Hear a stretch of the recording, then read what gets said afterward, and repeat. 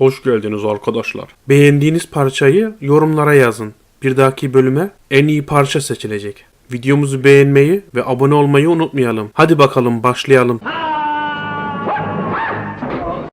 Anne! Anne! Anne! O tabak niye boş?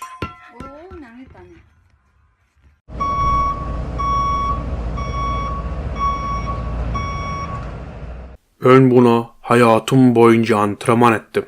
Hoppa! Tamam. Ben artık hazırım. A few moments later.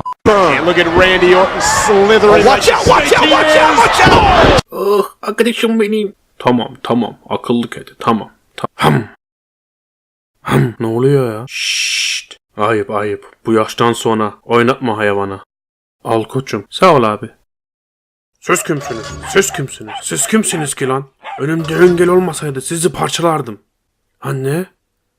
Anne ne yapıyorsun? Anne? Ne olursun anne? Koyma beni bunların arasına. Anne bunlar beni yer. Anne.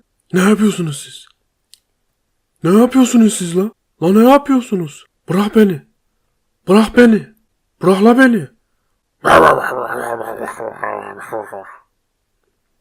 La sahibimi bırakın. Babanızın mahallesi mi la? Bırakın adamı ya. Gitme. Ne olursun gitme. Ne olursun gitme. Aha koku buradan geliyor. Of pes ya.